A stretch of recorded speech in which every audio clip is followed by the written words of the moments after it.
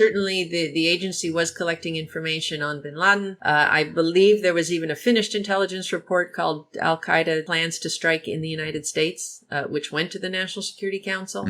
But, you can lead the politician to the intel report, but you can't make them read.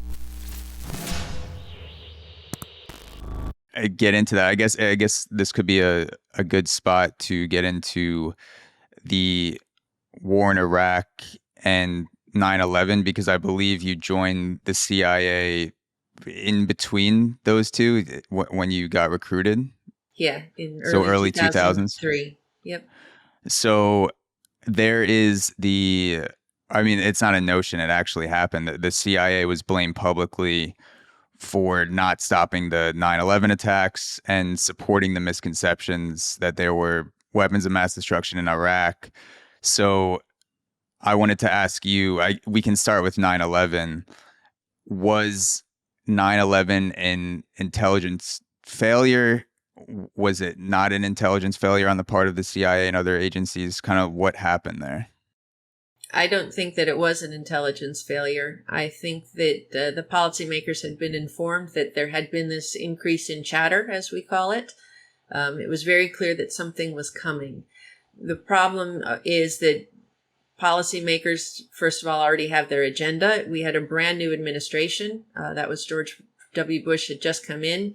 They were very much set on looking at anti-missile defense system, and it was very difficult to get their attention on anything else. And when you come to them, as I understand George Tenet did, saying, hey, we are seeing increased amount of chatter about this. But, I wasn't in the agency at the time, but the agency couldn't say exactly what was coming or when it was coming. And policymakers don't like that. They don't like when they don't have all of the information. They don't like when it's a little bit muddy and murky still.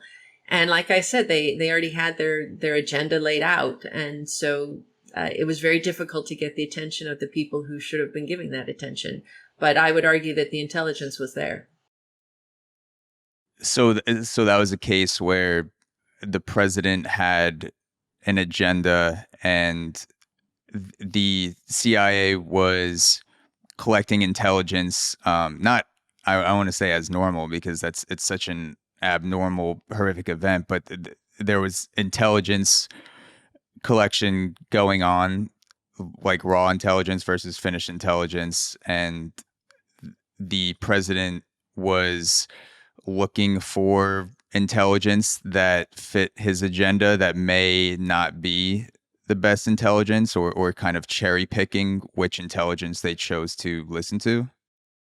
Well, I can't speak to, what was going on inside the White House at the time, but, certainly the agency was collecting information on bin Laden. I believe there was even a finished intelligence report called Al-Qaeda Plans to Strike in the United States, which went to the National Security Council.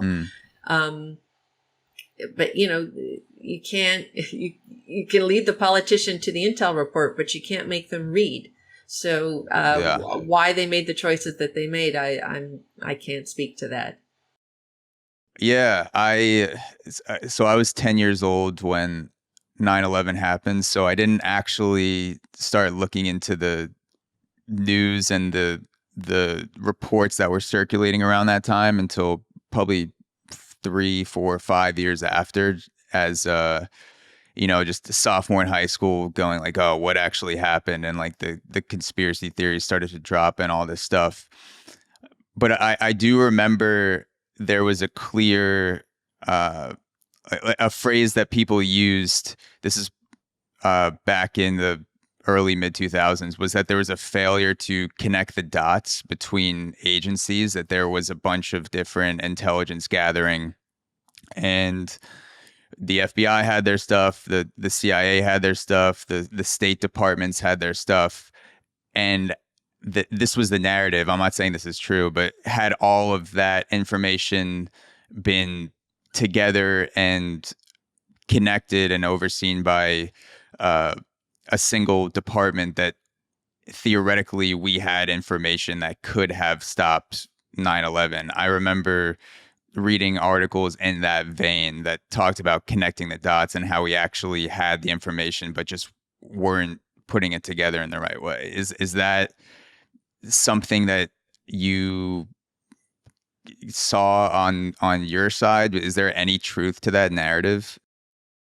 Well, I came into the agency after that, but Yeah. that definitely. I mean, yeah, that is definitely one of the things that the 9/11 Commission found. That is what led to the creation of the Office of the Director of National Intelligence. I didn't agree then. I don't agree now with the existence of that office. I think that office has done a better job than it did in the beginning. It's found its way and it's become a bit more efficient. But it really is an extra layer of bureaucracy that I'm not sure that we needed. The Director of Central Intelligence, the head of CIA, sort of was envisioned originally as that point man or point person to play that role. But that's it. Because of exactly what you said with the 9/11 Commission pointing that out, that was what led to the creation of the DNI.